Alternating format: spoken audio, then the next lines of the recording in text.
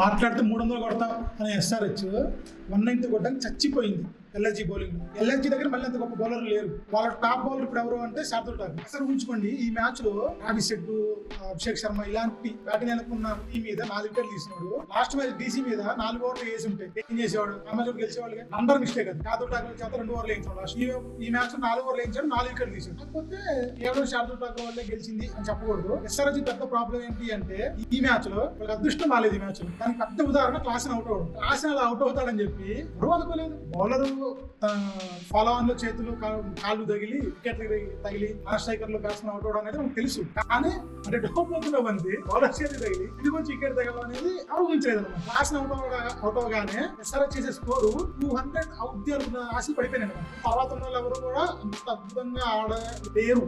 Long innings ఆడాలి. Just 10 బంతుల్లో 30 కొట్టడం అనేది వెళ్ళనుకోడు. కాకపోతే లాంగ్ ఇన్నింగ్స్ ఆడాలి. అసలు లాంగ్ ఇన్నింగ్స్ ఆడతారు. లాంగ్ ఇన్నింగ్స్ ఆడతారా అనేది ఇప్పుడున్న వాళ్ళు కుర్రోళ్ళే కాబట్టి అందుకే అన్న ఆశలు పెట్టుకోలేదు. అదే జరిగింది. అందుకే 190 వరకే వెళ్ళగలిగారు. కానీ అందుకే చెప్పి బాగా ఇంకొచ్చింది. సూపర్ గా అనిపించారు. ఇంకా ఎల్ఎస్జీ గురించి మాట్లాడుకుంటే శార్దుల్ ఠాకూర్ ఎరగదీశాడు బౌలింగ్. విష్ణు వీళ్ళు కూడా బాగా చేశారు. వీళ్ళకి పెద్ద ప్లస్ ఏంటి ఎల్ఎస్జీకి అంటే మార్ష్, పూరన్.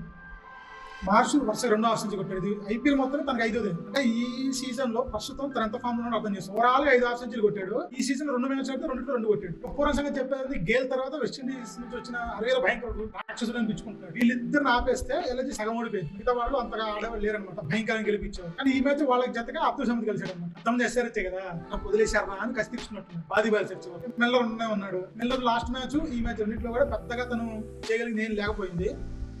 ఎందుకంటే పైన వాళ్ళే భారీగా బాధేశారు కాబట్టి. ఈ మ్యాచ్ లో మాత్రం ఎల్ఎస్జీ గెలవడానికి మెయిన్ కారణం వరుణ్ శార్దుల్ ఠాకూర్ బ్యాటింగ్ పూరన్ తీశారన్నమాట. ఎల్ఎస్జీ బ్యాటింగ్ మొత్తం మార్ష్, పూరన్ మీద ఆధారపడుతుంది. చివరిలో మిల్లర్ మధ్య వాళ్ళందరూ బ్యాకర్ గా తయారయ్యారు. రిషబ్ పంత్ ఎన్నో ఓవర్స్ పెట్టున్నారు ఫ్యాన్స్. రిషబ్ పంత్ మళ్ళీ డిసప్పాయింట్ చేశారు. చాలా మంది అది కూడా అది నో బాల్ అయితే నో బాల్ కాదు ఇచ్చారు ఇలా అంటున్నారు. కానీ ఈ సీజన్ లో మనకి ఐపీఎల్ కి పెద్ద ప్లస్ ఏంటి అంటే అది నో బాల్ కాదు, హైట్ నో బాల్ కి క్లియర్ గా చూపిస్తున్నారు. పాత్రలు పడ్డప్పుడు మన వేస్ట్ ఎంత హైట్ ఉంటుంది, బంతి క్రీజ్ మీదకి వచ్చినప్పుడు ఎంత హైట్ ఉంటుంది క్లియర్ గా చూపించారన్నమాట. చూపించాక కూడా మనకు కాదు ఇది అంటే అది మన ఫీలింగ్ వల్ల వచ్చే మాట. అంతంటే మనకి ఇష్టం, అంత ఆడాలనుకుంటాం కాబట్టి అది నో బాల్ అన్న వేరు. అది యాక్చువల్గా నో బాల్ అనేది వేరు. యాక్చువల్గా నో బాల్ కాదు, తను అవుట్ అయ్యాడు. అలా ఫుల్ టాస్ డెలివరీ వస్తుందని తను ఎక్స్పెక్ట్ చేయలేదు. ఎందుకు అవుట్ అయిపోయాడు. కానీ డిసప్పాయింట్. 15 balls 15 27 crores పెట్టుకున్నది దానికే.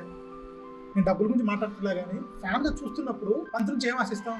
సగంగా ఆడాలి, పూరన్ లాగా ఆడాలనుకుంటాం. ఈ పూరంత కాకపోయినా సగం ఆడాలి కదా. ఇలా ఆడితే ఎలా? పూరన్ 30 బంతులు 70 రన్స్ చేస్తున్నాడు, తను 15 బంతులు 15 చేస్తున్నాడు. సగం బంతులు అన్నప్పుడు సగం రన్స్ చేయాలి కదా. బ్యాటింగ్ పిచ్ ఉప్పలు విపచ్చని బ్యాటింగ్ పిచ్ చెప్తున్నా. ఎస్ఆర్హెచ్ కేవలం దురదృష్టం వల్ల 200 దాటలేదు. అయితే వాళ్ళు మళ్ళీ 250 చేశారు ఈజీగా. ఇషాన్ కిషన్ గురించి కూడా చెప్పుకోవాలి. లాస్ట్ మ్యాచ్ సెంచరీ కొట్టి ఈ మ్యాచ్ డకౌట్ అనేది అది కూడా చరిత్ర ఐపీఎల్. అలాగే ఓవరాల్ గా మొత్తం 4-5 బ్యాట్స్మెన్ అంతే అయ్యారు. యూసఫ్ పఠాన్, కేన్ వాట్సన్ ఇలాంటి వాళ్ళు జరిగింది అనమాట. అంత ముందు మ్యాచ్ సెంచరీ కొట్టి నెక్స్ట్ మ్యాచ్ డకౌట్ అవడం లిస్ట్ లో చేరాడు మనోడు. ఆ విషయాలు పక్కన పెడితే మ్యాచ్ మాత్రం అనుకున్న థిల్లింగ్ జరగలేదు. ఓన్లీ 1 సైడ్ జరిగింది. కాకపోతే ఎప్పుడు ఈ 1 సైడ్ జరిగేటప్పుడు ఎస్ఆర్హెచ్ జరుగుతుంది, ఉప్పలో జరిగేటప్పుడు టోటల్ ఆపోజిట్ జరుగుతుంది. మనం ఫుల్ గా 300 కొట్టను అనే మైండ్ సెట్ తెలియదు. అందరూ బాధగా ట్రై చేసినప్పుడు రెండు జరుగుతూ ఉంటాయి. వీటికి కూడా ఫ్యాన్స్ రెడీ అయిపోయి ఉన్నారు. ఒక మ్యాచ్ మనం 280 కొట్టినప్పుడు మ్యాచ్ కొంచెం తడబడవచ్చు. అతలో బౌలింగ్ అటాక్ క్వాలిటీ అవ్వచ్చు. ఏంటంటే మనకి ఈ మ్యాచ్ జరిగినట్టు అదృష్టం పెద్ద బాగోపోయి ఉండొచ్చు. ఏదో దాని వల్ల చిన్న చిన్న ఇబ్బందులు వస్తూ ఉంటాయి. కాబట్టి ఈ ఒక మ్యాచ్ చూపించి సన్ రైజర్స్ గడుపుతూ అనకూడదు. లాస్ట్ సీజన్ అంతా చూడండి సన్ రైజర్స్ ఎలా ఆడారు. కొత్త టీం ఏదైనా సరే ఉనికిచ్చారు. నెక్స్ట్ అలానే చేస్తారని అనుకుంటున్నాను నేను. మీరేమంటున్నారు?